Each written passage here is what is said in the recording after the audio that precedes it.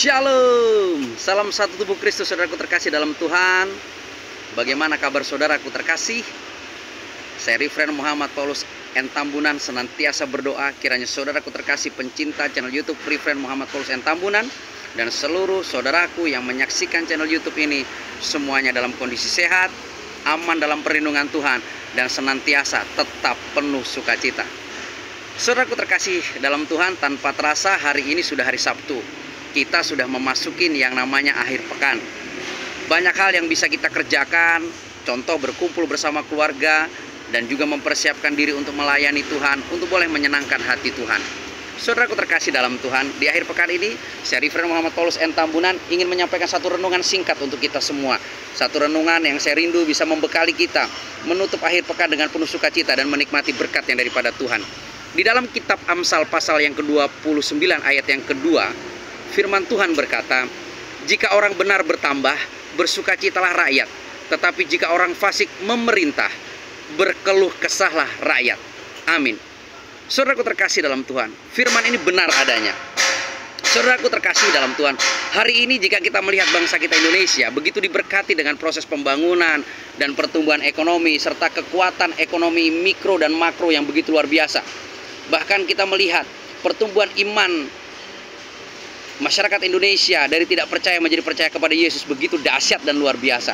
Jadi saudaraku terkasih dalam Tuhan, saya mau katakan bahwa jika orang benar bertambah, bersukacitalah rakyat, itu benar adanya.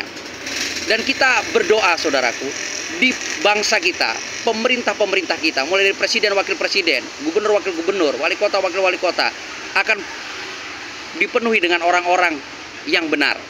Sehingga rakyat akan bersukacita dan berbahagia. Bahkan kita juga berdoa kiranya bangsa Indonesia semakin dipenuhi oleh orang-orang benar, orang-orang yang mengenal Yesus Kristus sebagai Tuhan dan Juru Selamat, orang-orang yang takut akan Tuhan, orang-orang yang luar biasa, orang-orang yang dekat dengan Tuhan, orang-orang yang penuh kasih dan kebenaran. Maka niscaya Indonesia akan semakin penuh sukacita dan bangsa ini akan semakin diberkati dan tentu dipenuhi kebahagiaan di seluruh lapisan masyarakatnya. Tugas kita memberitakan kabar baik. Tugas kita menyampaikan tahun rahmat Tuhan.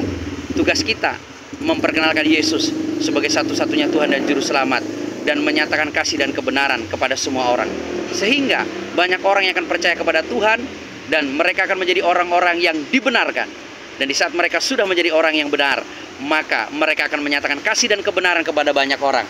Sehingga akan semakin berbahagialah kehidupannya, dan akan menyatakan kebahagiaan yang dimilikinya kepada orang lain. Dan orang lain semakin percaya dan mengenal Yesus dan menerima Yesus sebagai Tuhan dan Juru Selamat, dan mereka pun akan berbahagia.